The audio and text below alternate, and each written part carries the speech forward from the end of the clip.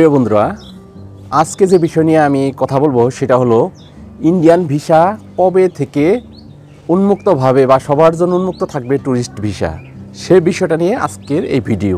আর আমার ভিডিওটি যদি ভালো লাগে অবশ্যই সাবস্ক্রাইব করে লাইক কমেন্টস করে আমাকে উৎসাহ প্রদান করবেন। তো প্রিয় বন্ধুরা, ইন্ডিয়ান ট্যুরিস্ট ভিসা বাংলাদেশের সাথে বেশ ভালোই চলমান ছিল, কিন্তু কেন বন্ধ হয়েছে সেই বিষয়টা আমরা কম বেশি সবাই জানি। কিন্তু চূড়ান্তভাবে বন্ধ হওয়ার একটি কারণ রয়েছে, সেটা হয়তো আমরা অনেকেই জানি না।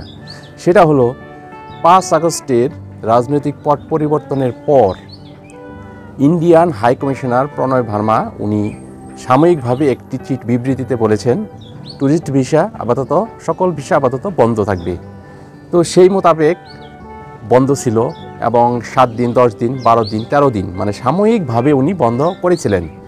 কিন্তু ইন্ডিয়ান ভিসা চালু করে না এই মর্মে কিছু অতি উৎসাহী জনতা হাইকমিশনে গিয়ে, ভারতীয় হাইকমিশনে গিয়ে হৈহুল্লো করার জন্য 5 আগস্টের থেকে প্রায় 16 থেকে 17 আগস্টের দিকে এই ঘটনাটি ঘটে এবং হৈহুল্লো করার জন্য তারা ভীত সন্ত্রস্ত হয়ে এটা অনির্দিষ্টকালের জন্য বন্ধ করে দেয়। এবং এই কারণেই আমাদের ট্যুরিস্ট ভিসাটা এখনও স্বাভাবিক হয় নাই।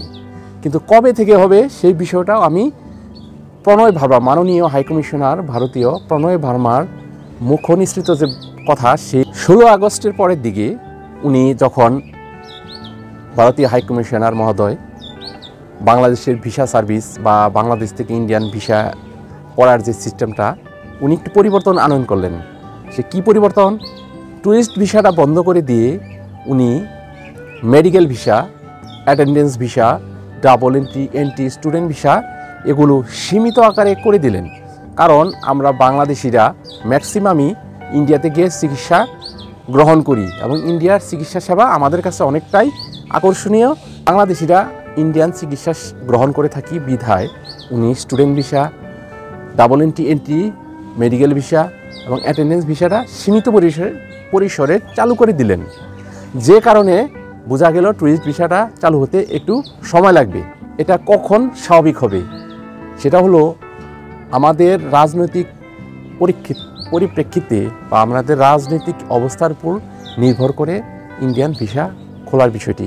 তবে গত 4-5 দিন আগে মাননীয় হাইকমিশনার প্রণয় ভার্মা উনি নিজেই বলেছেন একটি সেমিনারে বক্তব্যে যে বাংলাদেশের সাথে ইন্ডিয়ার সম্পর্ক বন্ধুত্ব। সেই বন্ধুত্ব সম্পর্ক টিকিয়ে রাখতে ওনারা রাজনৈতিক স্থিতিশীলতা চায় এবং গণতান্ত্রিক সরকার যখন দেশে ক্ষমতা গ্রহণ করবে তখনই ওনারা এই ভারতীয় ভিসা সিস্টেম বা ট্যুরিস্ট ভিসাটা এবং সকল ভিসা পূর্ণোদ্যমে চালু করে দিবেন। আর এই বিষয়ে বাংলাদেশের সরকারের যে বিবৃতি সে অনুযায়ী যদি এই বছর ইলেকশন হয়, তো ইলেকশনের পর যদি ক্ষমতা গ্রহণ করে তো আশা রাখি এই বছরই ভারতীয় ভিসা চালু হবে।